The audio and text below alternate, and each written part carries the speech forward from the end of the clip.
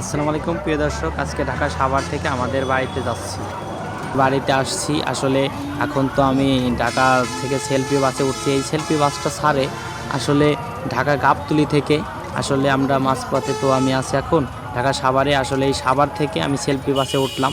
আসলে সিট সামনে কোনো সিট পেলাম না, আসলে সিট পেলাম আমি পাশে। আসলে সিট পাশে পেয়ে আমার তো অনেকটা অসহ্য লাগলো।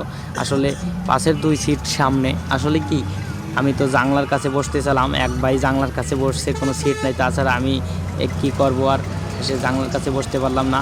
তারা নবীনগর নামে গেল। আসলে নবীনগর নামার পরে আমি জানলার কাছে বসলাম, আমার কাছে অনেকটাই ভালো লাগলো। তারপরেও পাশে বসছি, কেমন ভালো লাগবে এই কারণে আমি মাথাটা একটু সমস্যা ঘোরা ধরছিল। একবার তো আমি ঘুমিয়ে গেছিলাম। আসলে ঘুম আসার পরেও ভিডিও করছি, আগেও ভিডিও করছি।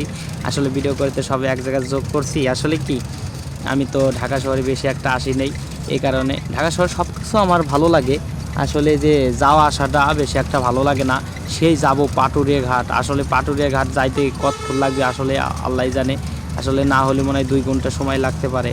আসলে বাসটা বেশি একটা জোরে চলাচ্ছে না, কারণ হচ্ছে কি এক জায়গায় খাড়ায় আবার একটু চলায়, এক জায়গায় খাড়ায় আবার একটু চলায়। আসলে এই বাসগুলো বেশি এরকম।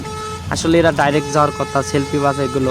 আসলে কি অনেকটাই ঝামেলা এই বাসে চলাফেরা। আসলে কি ঢাকা শহরে গেলে ভালো লাগে, আসলে ভালো লাগে না।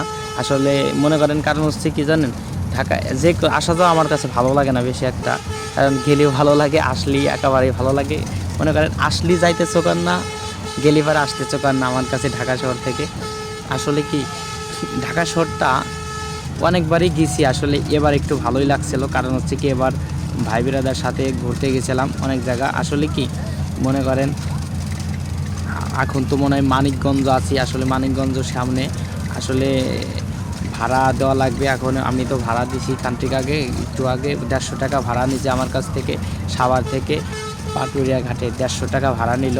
আসলে বেশি নিল কি কম নিল আমি নিজেও তো জানিও না, কারণ হচ্ছে আমি বেশি একটা যাওয়া আসা করি না, তো এই কারণে। আসলে কি বাসের ড্রাইভারটা এখন তো গাড়িটা অনেকটাই জোরে টান দিচ্ছে। আসলে আমি তো ভিডিও করছি, এক ভাই আমাকে সাবধান করলো, ভাই তুমি তো ভিডিও করছো। আমি বললাম হ্যাঁ ভাই আমি তো ভিডিও করছি।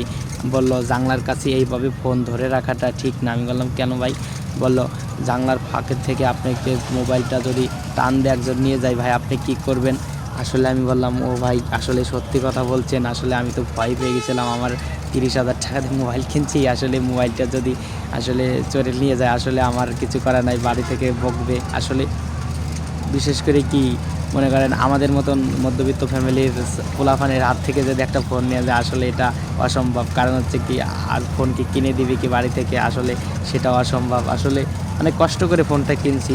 আসলে কি মনে করেন হেসে আমি ভাইয়ের কথা কার্যকরী করে 2 হাত শক্ত করে ধরে আমি জানলা থেকে একটু ভিতরে মোবাইলটা ধরে ভিডিও করতেছি। আসলে কি ভাই সতর্কতা করা দেওয়ার মতন মনে করেন আমার সেটা খেয়াল ছিল না। আমি আগে শুনছি মানুষের কাছ থেকে, তখন তো ভালোই লাগছিল ভাইয়ের কথাটা শুনে। ভাইকে আমি বললাম ভাই আপনার অসংখ্য ধন্যবাদ। আসলে কি আপনারা কখনও জানলার কাছ থেকে এভাবে ভিডিও করবেন না, তাহলে কলাম আমার মতন মানে কোনো হ্যাকারের হাতে পড়তে পারেন আপনারা। মনে করেন ভালো থাকবেন, সুস্থ